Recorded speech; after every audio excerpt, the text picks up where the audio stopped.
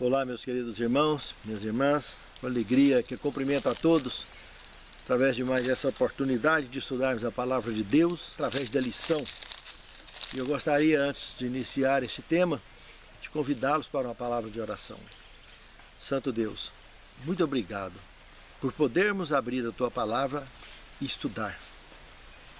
Conduze, Senhor, o nosso estudo para que possamos não só compreender, mas ter condição de praticar e de transmitir aos que nos cercam. Conduza os nossos passos com a firmeza do cumprimento em nossa missão, conforme a Tua vontade e a direção do Teu Santo Espírito. É o que te pedimos agradecidos, em nome de Jesus. Amém, Senhor. O ministério na Igreja do Novo Testamento. Tiago, capítulo 1, verso 27, nos diz o seguinte: a religião pura e sem mácula para com o nosso Deus e Pai é esta: visitar os órfãos e as viúvas nas suas tribulações e assim mesmo guardar-se da incontaminação do mundo, ou guardar-se incontaminado do mundo. Meus amados, de cara, igreja somos nós. Muitas vezes queremos buscar muita coisa, exigir muita coisa da igreja, mas começa em mim. Não há muito o que cobrar no meio de mortais. Todos somos mortais. Religião quer dizer religação. Nós já estamos conectados, ligados pelo nascimento. Todo indivíduo que respira está conectado com Deus.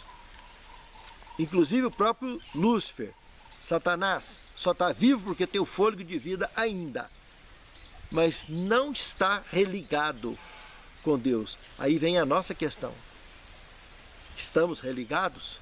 Porque se nós religarmos, essa conexão com Deus vai refletir no mundo ao nosso redor, e nós seremos luz no mundo, ou sal da terra, dando tempero para o mundo ao nosso redor, estimulando o mundo ao nosso redor a ter boas receitas. E não é à toa que ele aponta aqui um dos exemplos da assistência social, na visita missionária a viúvas e órfãos, porque esses dois, com raríssimas exceções, estarão sempre em grandes necessidades, principalmente de atenção, carinho e amor. Porque se são viúvas e são órfãos, perderam um ente querido. E suprir esse vazio, nada melhor do que uma amizade sincera, despretensiosa e, acima de tudo, fraternal. E quando se fala de guardar-se incontaminado do mundo, ou vacinado das contaminações do mundo, aqui está se referindo a alguns fatores interessantes, mostrando evidentemente, em suma, para o nosso bem-estar físico, mental, emocional, que envolve uma série de bons hábitos, começando na alimentação, na prática de exercícios físicos, de dormir nas horas corretas, uma série de bons hábitos.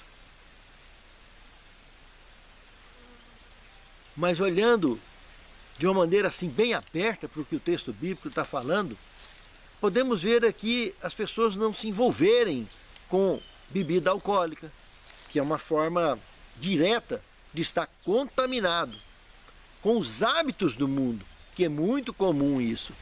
O consumo do café. Todos sabemos, e o que não sabe fica sabendo, que o café faz mal à saúde, ataca o sistema nervoso central. Por que que os guarda-noite, os motoristas, de um modo geral, gostam de tomar café? Para poder vencer o sono. Se estimula, se tira o sono, se estimula a continuar acordado e dá sustentação para vencer o sono. Está na cara que ataca o sistema nervoso central. Não precisa fazer teste. Não precisa de ser um cientista para saber disso. Basta tomar o café à noite, está vendo que perde o sono, tira o sono. Basta ficar sem beber café, dá dor de cabeça. igual os dependentes químicos, fica sem qualquer droga, sem a cafeína, né? Que é uma droga, porque ela causa dependência, vai ter dor de cabeça. O que precisa mais para saber? Aí depois começa a ter problema com gastrite, começa a ter problema cardíaco, e uma série de outros problemas mais, oriundos da insônia e de outros males que vêm desse desgaste emocional do sistema nervoso, desse cansaço do sistema nervoso, porque o consumo de café causou, a falta de sono causou. Aqui em seguida poderíamos lembrar também de uma coisa muito comum que o mundo adora usar, refrigerantes. Um copo de refrigerante já é comprovado cientificamente que precisaria de 32 copos de água de boa qualidade para nivelar o pH sanguíneo novamente. Pelo nível de acidez que um copo de refrigerante deixa o pH sanguíneo. Nível de acidez muito elevado.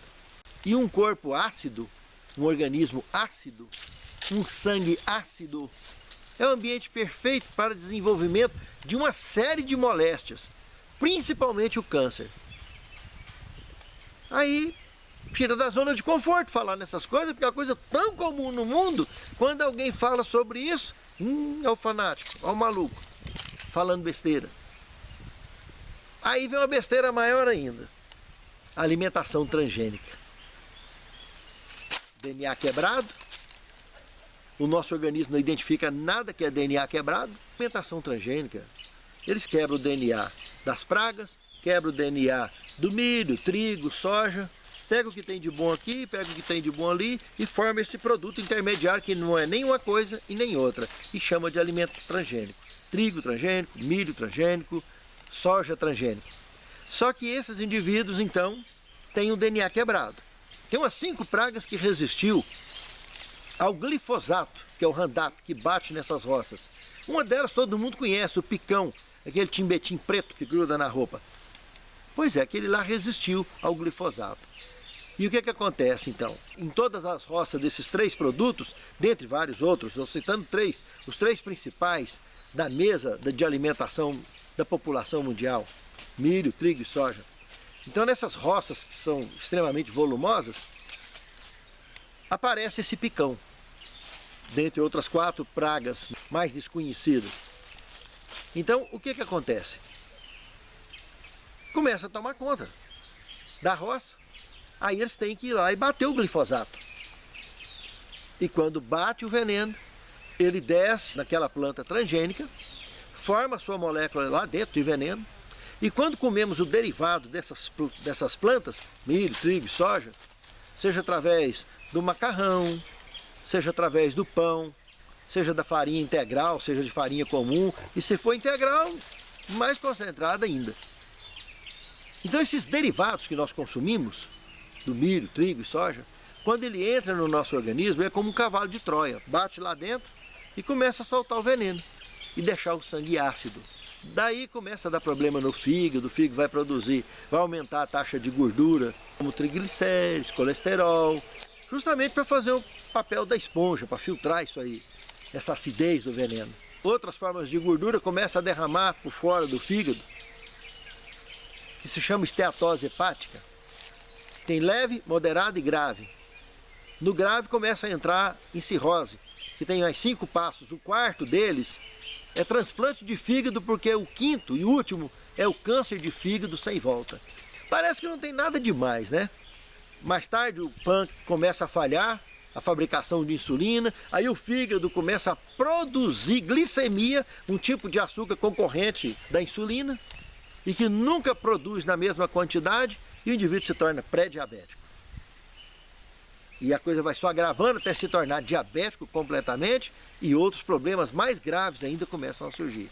Você tem apenas alguns exemplos do efeito em cadeia que a má alimentação, a falta de exercício físico vai levando. E parece que não tem nada demais. Mas tudo isso é coisa que o mundo faz de forma comum, habitual, e membros da igreja também fazem, inclusive com relação ao transgênico, o trigo, né? Jesus falou para a gente fazer a Santa Ceia. E aí vamos fazer a Santa Ceia. e usa a farinha transgênica para fazer a bolachinha do pão. Nós não usamos fermento por quê? Porque o fermento representa o pecado. Mas e o veneno, o que que representa? É simples demais de substituir. Pega a farinha de arroz, pega a farinha de centeio, meio a meio, para dar a quantidade que usava na medida da farinha de trigo. E o resto a mesma coisa, só que tira o óleo de soja e põe óleo de girassol, ou azeite de oliva, ou óleo de coco, qualquer óleo saudável, menos o óleo de soja, que é também nocivo. A farinha de trigo é nociva, é transgênica, e o óleo de soja piorou. Então faz do mesmo jeito. A massa, ela é escurinha, porque a farinha do centeio ela é bem escura, ela é integral, ela é escurinha, fica uma bolachinha escura, mas saborosa e perfeita. Para representar, pelo menos com dignidade, a simbologia do corpo de Cristo, sem veneno. Eu, particularmente, não posso comer porque o meu organismo saturou com alimentação transgênica. E simplesmente qualquer produto transgênico que eu ponho na boca, o meu corpo enche de urticária. É com 2, 3 minutos já começa a empolar o corpo todo. Não importa se é uma bolachinha dessa da Santa Ceia ou outra qualquer. Quantas e quantas vezes eu tive que ir para participar de uma Santa Ceia, participar do lava-pés, tomar só o vinho e não comer o pão, até que eu comecei a substituir pelo pão de Santa Ceia feito com a farinha de centeio e a farinha de arroz, a substituição do óleo de soja por óleo de girassol e pronto. Faz do mesmo jeito, quem sabe fazer é só no lugar da farinha de trigo dividir em duas partes, farinha de centeio e farinha de arroz. Porque o centeio dá mais liga, a farinha de arroz não dá muita liga, para poder ficar aquela massa bonitinha e bem amassadinha no fundo, fininha. Por isso que tem que misturar as duas. Que ainda não é transgênico. E quando tiver, a gente vai procurando outras alternativas. Mas por enquanto ainda é, tem como ser feito. E fica uma coisa mais centrada. E como as pessoas se desconfortam da gente falar nisso. Esse assunto falar dentro da igreja, uma tradição que tem com a farinha de trigo, mas é uma encrenca só falar nisso. Mas pare e pense um pouco. Por que não usa o fermento? Porque é símbolo do pecado. Mas e o glifosato que tem nos transgênicos? Que em mim só pôr na boca da coceira. Enche de urticária o tempo todo. Porque o meu organismo já saturou. Não suporta nem passar perto. Já testei com tudo quanto é tipo de alimentação transgênica. A Itália, por exemplo, que é o único lugar do mundo que ainda tem produto não transgênico, tem um macarrão Barilla, um da caixinha azul, que tem no supermercado, que eu compro, esse não me faz mal. Mas qualquer outro macarrão que não é italiano legítimo, é 3 fiozinhos que eu colocar na boca, pode marcar no relógio. 2, 3 minutos, começa a empolar. Urticária. Meus amados, eu me tornei um detector de transgênico ambulante por causa do problema desenvolvido no meu organismo contra a alimentação transgênica. Até ser diagnosticado que era isso que estava me fazendo mal, eu penei de 2 a 3 anos, eu penei com urticária, tomando corticoide, quase morri. E graças a Deus encontrei um profissional que conseguiu me diagnosticar. Aquelas urticárias vinha e eu não conseguia. E achava que estava fazendo tudo uma maravilha, né? Tomando aquelas copadas de vitamina, de leite de soja, com os pães feitos com farinha de trigo integral e papapá, aquele monte de coisa. E era só ré, uma atrás da outra. E aí é onde eu falo, né? O vegano vai lá no restaurante e come trigo, milho, soja, até chegar na tampa. E acha que tá uma maravilha. E é por isso que tem vegano e vegetariano morrendo de câncer para tudo quanto é lado. Porque o trem é veneno vivo. E sem identidade, porque bate no organismo. E pronto, e aí? O organismo não sabe de onde está vindo aquilo. Aí começa a formar tumor para ali, tumor para ali. Eu tirei 2 tumores na mão. Já tirei tumor na perna. Aumentaram tumor benigno, tudo benigno. Na minha tireoide. Então, quando eu descobri tudo isso, eu fui brecando. A próstata começou a inflamar, ampliar. Então, quando eu descobri, graças a Deus, eu contornei tudo, a próstata voltou para o lugar normal, os tumores da tireoide brecou e voltou também, diminuíram de intensidade e consegui manter um controle. E não precisei mais de operar nem mão, nem perna, nem nada para tirar tumor onde aparecia. De tão grave que foi a reação do meu organismo com relação à alimentação transgênica. E a gente fala nisso, e aí a Bíblia Sagrada vem e fala aqui para a gente manter-se incontaminado com esses hábitos mundanos, e aí muitos querem achar ruim a gente falar. É assunto que não pode estar falando. Se falar isso no púlpito, então, o que tem de gente que espuma a boca com um negócio desse, não está escrito. É uma verdade que incomoda como qualquer outra, tira da zona de conforto e ninguém quer ouvir. É 1 em 1000 que quer ouvir e está disposto a sair fora dessa onda também, do que Tiago está dizendo aqui. Porque isso tudo faz parte de um conjunto da alimentação cotidiana. E interessante, né? Desde o Gênesis, o que foi o problema da humanidade? O que foi o problema do pecado? A alimentação. Desde o Gênesis, desde lá do Jardim do Éden. E continua sendo essa encrenca, qualidade de vida piorando, a multiplicação de moléstias, de pestes, de doenças, cada uma pior do que a outra, de bactérias e superbactérias que vão se desenvolvendo. Aí tem que desenvolver super antibióticos, coisas cada vez mais potentes, que tem que estar tomando não sei quantos remédios para proteger o estômago e o organismo, pelo contraefeito desses super antibióticos que acabam tendo que tomar. Males necessários por causa de um organismo destruído por contaminação que poderia ter sido evitada. Bastasse não ter a ignorância que a maioria tem de ignorar o assim está escrito. Pense nisso, amado irmão. Pense nisso, amado irmão. Porque nós precisamos, de fato, para ter uma religião pura, além de ter uma assistência social bacana, fazer atividades missionárias importantes, como citadas aqui, nós precisamos, para fazer isso, de estar bem, de estar descontaminado, o máximo possível com relação aos hábitos mundanos, sem falar nos problemas emocionais, em outras tendências que o mundo também se envolve, e é tudo normal e é tudo comum. Problemas de ordem moral, social, religiosa, tudo situações que pessoas claudicantes na fé, pessoas deficientes na fé, fazem com naturalidade, porque já acostumaram tanto que para eles nada disso é errado, nada disso é problema mais. Mas reflita um pouco que vale a pena.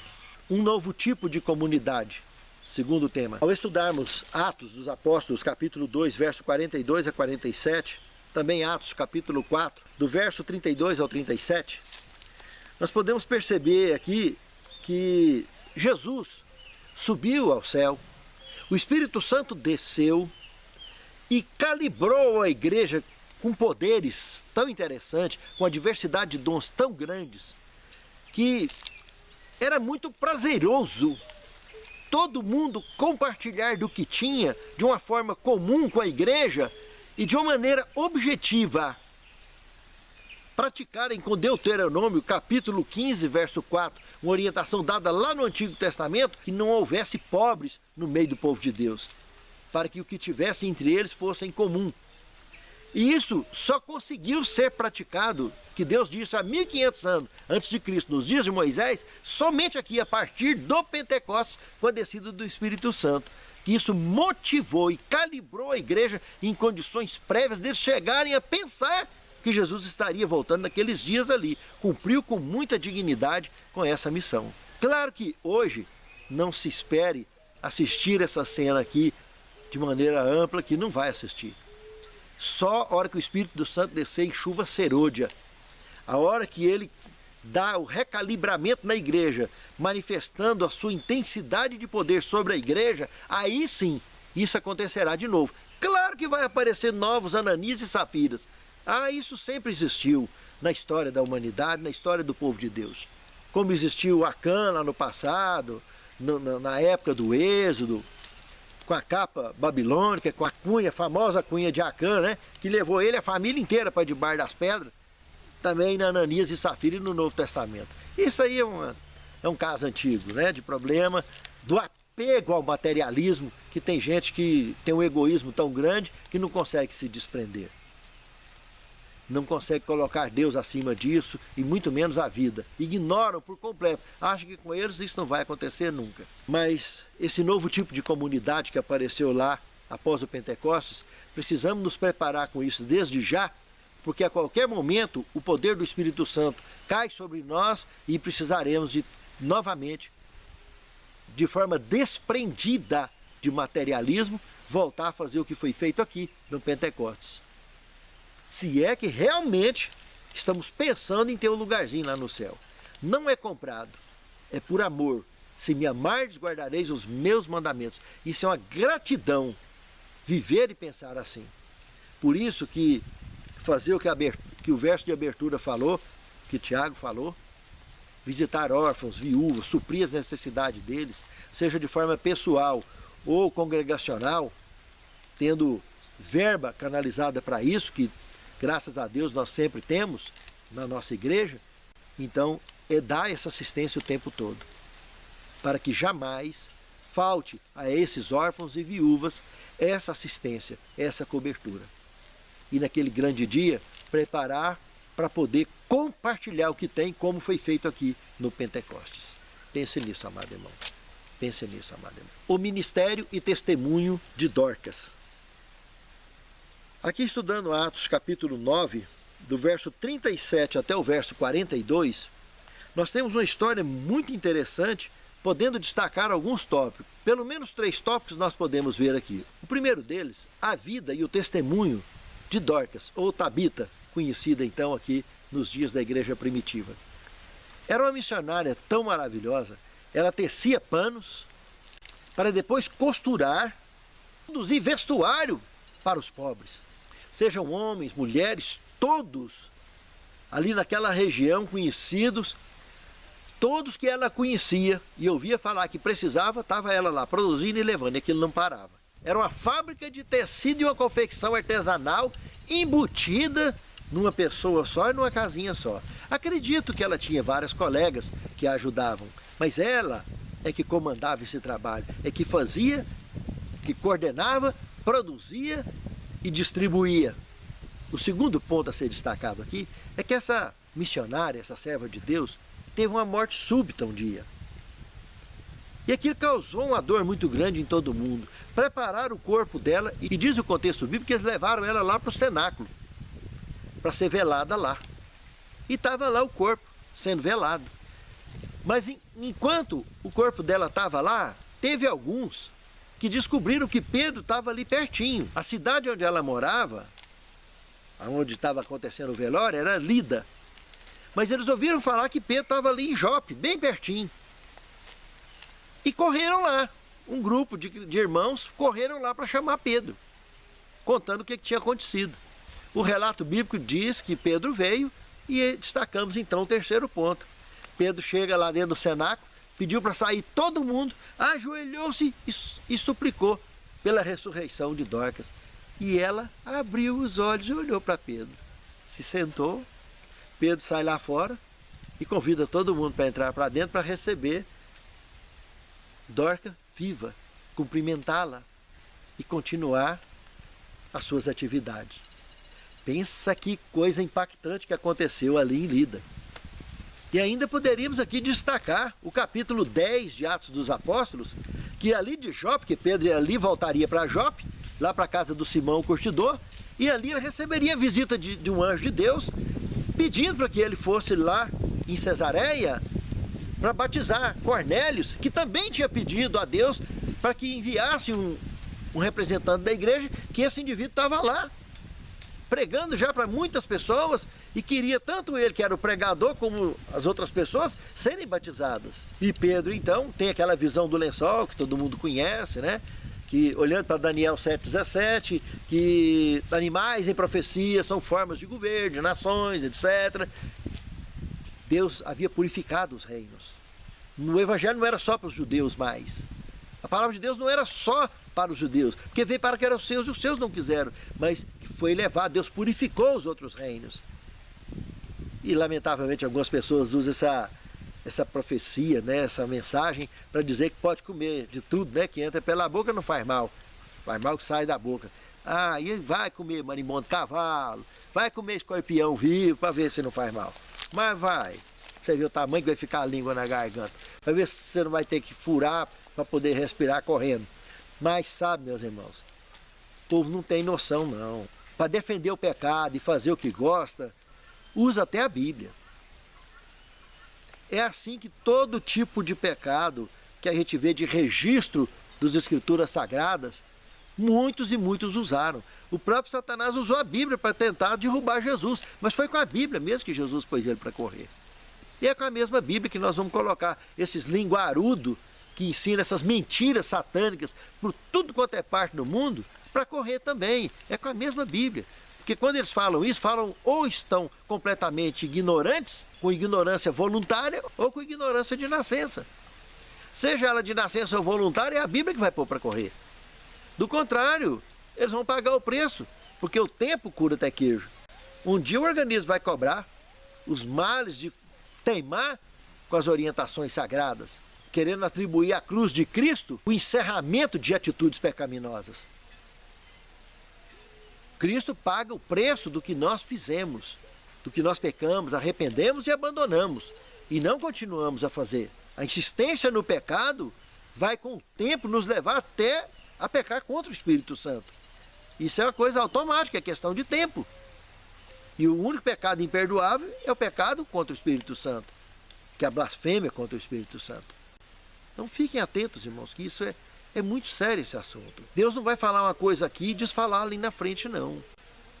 O que aconteceu lá em Dorcas seria o ponto de partida para os acontecimentos lá da casa de Cornélio, e que desenrolaria um fato muito interessante também, que o Espírito Santo desceria sobre aqueles indivíduos que acabou de ser batizado, que eram incircuncisos, e Pedro ficou de queixo caído.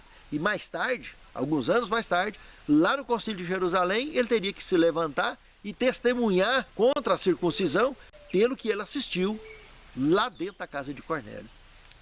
Ele tinha certeza absoluta que isso não fazia parte do conjunto atual de ordens de Deus para o avanço da causa de Deus na face da terra.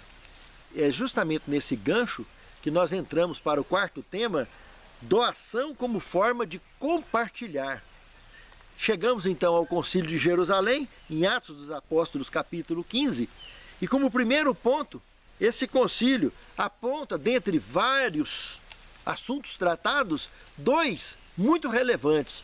O primeiro deles, justamente o que eu acabei de citar, a circuncisão, onde Pedro levanta e testemunha o que aconteceu na casa de Cornélio, e todos os outros participantes do concílio já tinham semelhantes experiências assistidas para poder tomar a decisão que tomaram. E mandar cartas para as igrejas, onde não só esse assunto da circuncisão, mas um outro assunto aqui citado, que é justamente o foco evangelístico da assistência social para quebrar barreiras e alastrar com o evangelho em toda a face da terra. Usar isso como um gancho para entrar em todos os lares e sociedades pelo mundo afora, amenizar inclusive a visão governamental para eles não ter tanta resistência com relação a uma nova religião que estava entrando ali em um território, quem sabe, completamente pagão, e eles fazendo uma missão bonita dessa, de entrar estendendo a assistência social, que qualquer governo acha interessante o povo ser bem tratado, deles não precisar de tirar dinheiro do caixa público, tirar dinheiro das arrecadações do caixa do governo para poder distribuir com a nação, era uma economia para eles. E isso, de certa forma, era uma maneira deles permitirem o avanço da pregação do Evangelho. E acaba que o Evangelho foi tomando força em toda a face da terra, graças a essas decisões tomadas no Concílio de Jerusalém. Duas delas, com muito destaque, como eu disse, o encerramento do assunto da circuncisão de uma vez por todas e adotar a criação de um departamento de assistência social na Igreja de Deus, usando como exemplo prático o maior tempo que Jesus passou na missão dele, fazendo exatamente isso. E o apóstolo Paulo, inclusive, nesse concílio, se dispôs a fazer isso de maneira integral, a evangelizar o mundo gentio. E com isso, usando essa estratégia da assistência social como ponto de alavanca para entrar em todos os territórios por onde ele ia passar. Abrindo terreno para mim e você chegar amanhã, onde nós chegamos até hoje, e a igreja está como está hoje. Tendo como marca do seu evangelismo a assistência social. Igreja que não tem essa marca, meus irmãos, está errado. A igreja que não trabalha, que não tem assistência social, que não tem esse foco, tem coisa errada, muito errada. Tem alguém ficando com dinheiro que não tem propósito bíblico e muito menos de cunho celeste, de cunho divino, para que exista na face da terra esse tipo de movimento.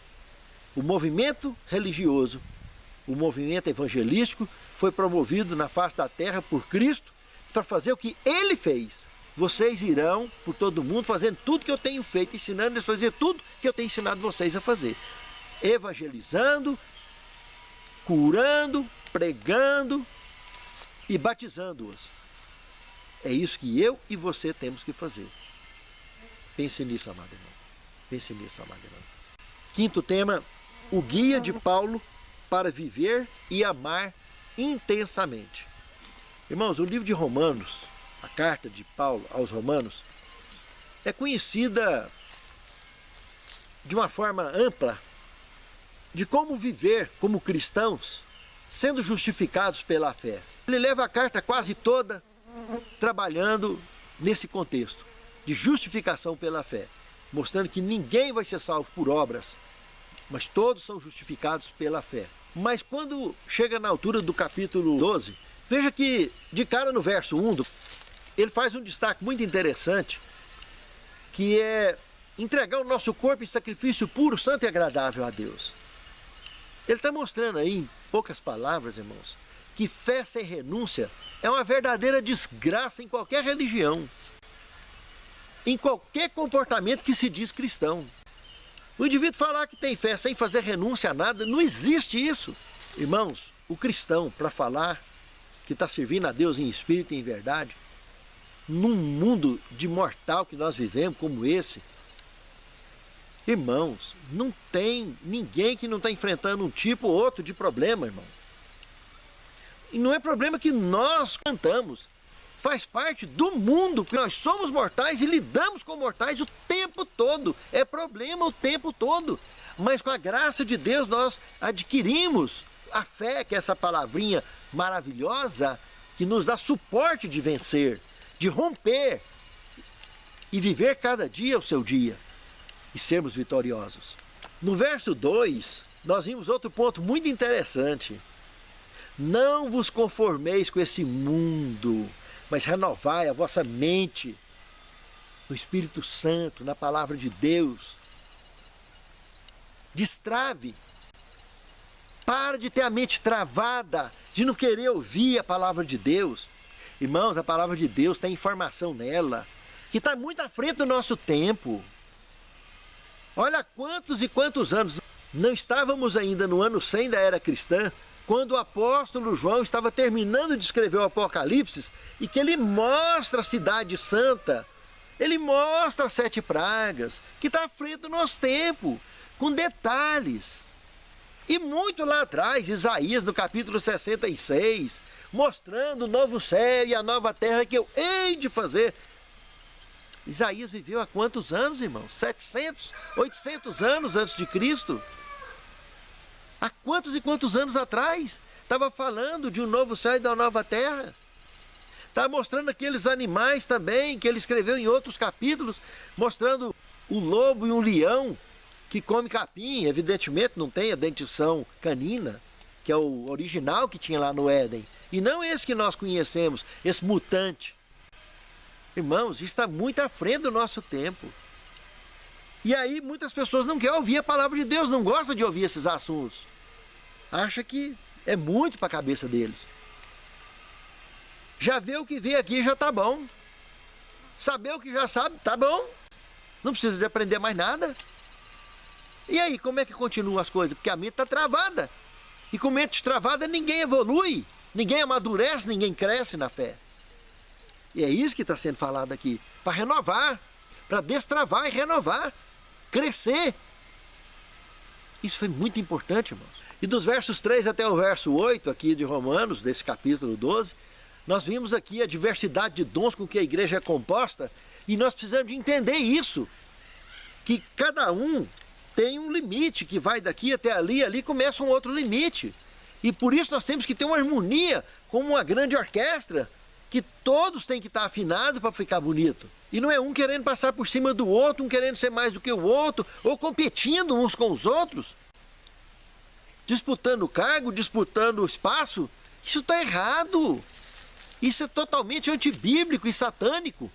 Nunca pertenceu às coisas de Deus isso. E esse manual aqui fala muito nisso. Dentre outros textos na Bíblia Sagrada, principalmente no Novo Testamento, para ser mais específico. E um quarto ponto que poderíamos destacar aqui, do verso 9 até o verso 21, as diversas exortações para a vida social, religiosa, familiar, doméstica, seja lá o que for. Dentre elas podemos destacar algumas especificamente, como no verso 9, sem falsidade, não ser falso com os outros. Isso chateia muito a obra de Deus, chateia a divindade, o Espírito Santo, a gente ser falso com os outros. No verso 10, a humildade suficiente a preferir a honra do nosso irmão do que a nossa própria honra, de querer se colocar sobre as pessoas.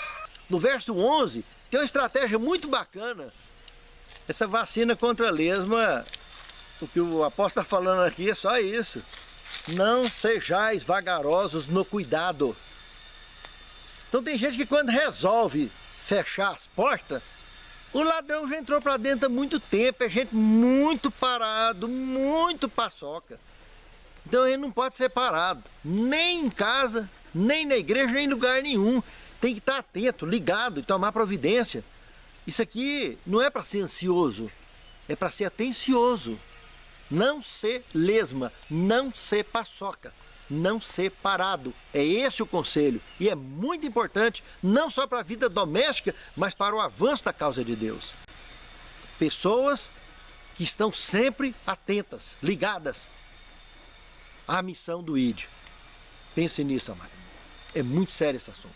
E do verso 12 ao 21, do capítulo 12 de Romanos, fecha esse manual de orientação, de convivência cristã, justamente mostrando que dentro do possível é muito importante a gente fazer tudo o que podemos, que estiver ao nosso alcance, para estar em paz com todos, para viver bem com todo mundo, para não estar desentendendo com as pessoas, para evitar conflitos. Tudo isso, meus irmãos, é muito importante para que a igreja cresça e consiga cumprir com a missão que Jesus confiou. E como eu disse, igreja somos nós. Se nós estamos religados de fato com Cristo, daremos atenção nessas orientações que a palavra de Deus nos dá. Pense nisso, isso é muito importante, irmãos. Tiago, o justo, sexto tema. Irmãos, aqui apresenta um outro tema interessante. Existem alguns estudiosos que têm dúvidas a respeito desse Tiago aqui, ser ou não ser o irmão de Jesus, pois não há sombra de dúvida. José, alguns historiadores da antiguidade fizeram, alguns líderes apostatados da Igreja de Deus na época fizeram, de deturparem a história, tentar mexer nas escrituras sagradas, inclusive. Nós sabemos que tem 22 livros citados dentro da Bíblia que não está mais dentro da Bíblia. O que é isso? Como é que sumiu? E quantas vezes investiram contra a Bíblia? Se investiram contra a Bíblia, imagine contra a história. Cadê que consta na história do Egito a matança das crianças nos dias que nasceu Moisés? Não consta. Onde que foi parar isso? Quem que deu sumiço nisso? Líderes, governadores, faraó da época, para não registrar uma atrocidade dessa na sua história. Inclusive, até hoje, existem dúvidas, porque tanto os ixos quanto os egípcios se declaram vencedores na última grande batalha que eles enfrentaram.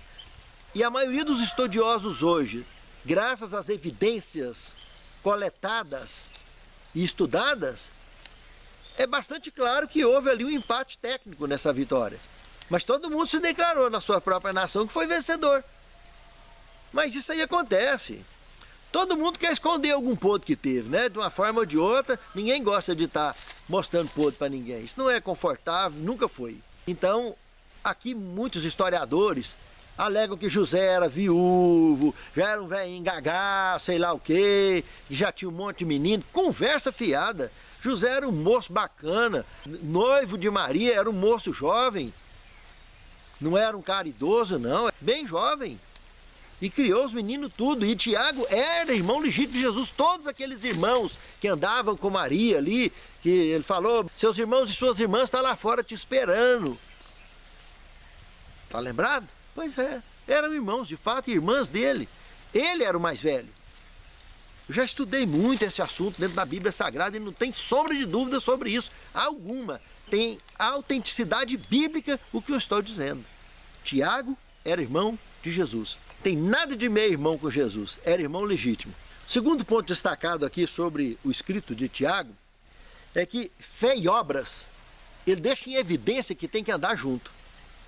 Não adianta ter um e não ter o outro, porque ele é bem claro que fé sem obras é morta. É a fé que até os demônios têm, ele cita. E isso é justamente o que o capítulo 2 do seu livro está relatando. Que até os demônios têm esse tipo de fé. A fé sem obra é morta. E ele trabalha um tempão mostrando essa evidência. E um terceiro ponto que ele destaca, quando chega na altura do capítulo 5 da sua obra, são os ricos opressores que tinha naquele tempo. Isso toda a vida existiu e tem até hoje.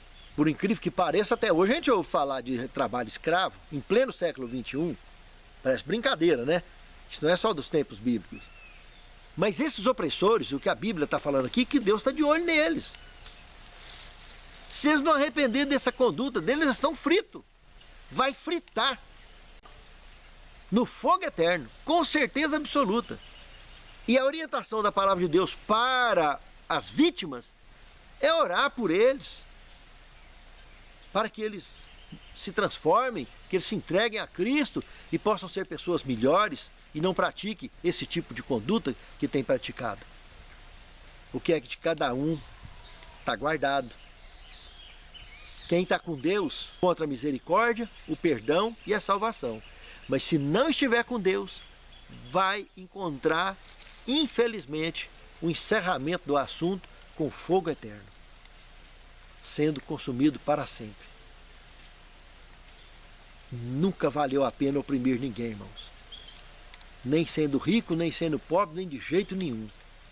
A opressão é coisa maligna.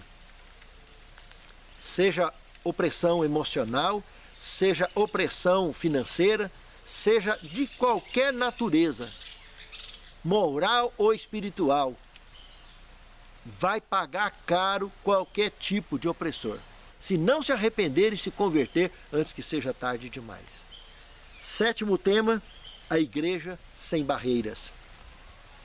Queria citar um trecho de Desejado de Todas as Nações, página 640, que diz o seguinte: o Salvador deu sua preciosa vida a fim de estabelecer uma igreja capaz de cuidar de pessoas aflitas e tentadas.